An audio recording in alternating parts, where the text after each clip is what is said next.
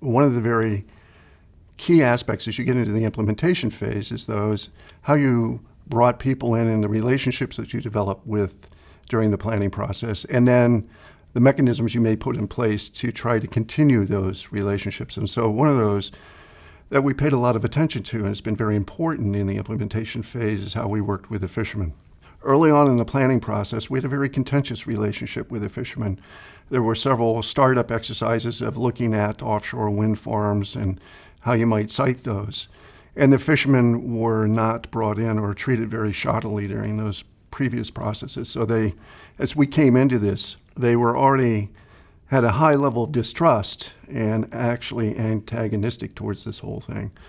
The early meetings were very contentious, very vocal. They were very upset, understandably, about the process and fearing that their livelihood was going to be taken away from them. One of the things that the fishermen were very concerned about is they understood that things were changing on them, that they were going to have the unfettered access that they had to the resource before, that they were going to have to share that resource. But they wanted to be there at the very beginning stages of any development so that they would be able to have dialogue with any potential developer about locations and alternatives. Well, there's nothing like that ever existed within the regulatory process. So I said, give me a chance to think about it and we'll see what we can do. So we came up with what's called the Fishermen's Advisory Board. And the Fishermen's Advisory Board actually got embodied into the plan, so it has official standing not only with the state, but because we have a federally adopted plan now, it got standing with the federal government. Also, part of the discussions that we had with the fishermen, and it were very interesting, were the trying to get their input into areas that they fished and what were areas that were important to them. So very early on, they told us that they fished the areas. And we started a mapping exercise where we sat down with all the individual groups, many hours sitting down and mapping this out and then compiling those maps. So we had a very nice map that at the end showed all the various sectors and their fishery by year, by season, all that data available to us. And lo and behold, what it did show was that they fished the entire area that we were looking at. So in discussions with them, I pointed out the fact that, okay, guys, what you're telling me is that all areas are equal. And they said, no, that's not the case. I said, well, can we have a discussion about that and try to get some data in so that we can understand that? So they were very reluctant to give us that information.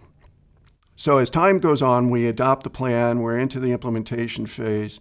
The map goes out, the fishermen see the map, and it includes an area that's called Cox Ledge, which is an extremely important area to all fisheries in this area. And they said to us, surely they're not going to lease Cox Ledge. And we had indicated that, remember we had this discussion, and we had no information from you to sit down and to pick those areas that were more important than others. So they said, okay, let's sit down and have those discussions now. So we did, and we started to sit down sector by sector, group by group, giving incredibly detailed information from these people now. They were opening up their navigation logs to us.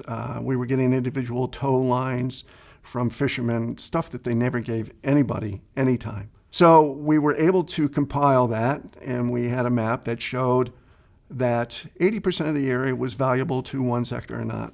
Well, that wasn't going to work.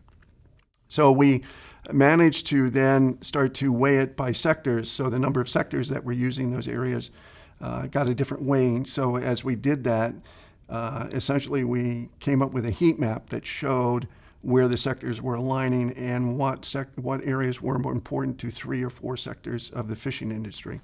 Lo and behold, at that point, Cox's Ledge popped right out, and we were able to depict that in a format that federal agencies could use.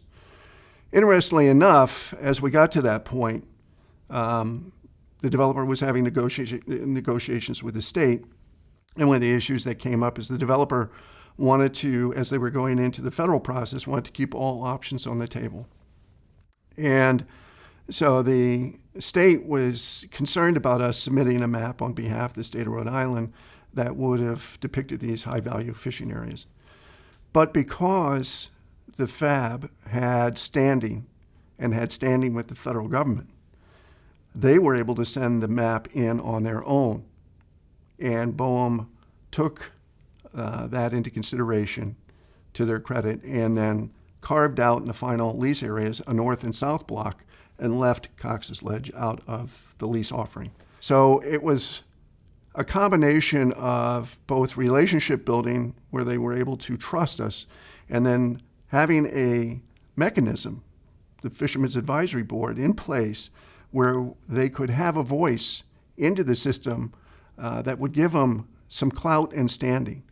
And that was a very, very successful part of this process, and continues today with it. In fact, the fishermen became very possessive over the fab and asked for a series of changes to it to make it theirs, so that it was clearly their organization, and they had a degree of autonomy in that, so they could provide us with unfettered access to that. So it's been a very, very successful part of our project.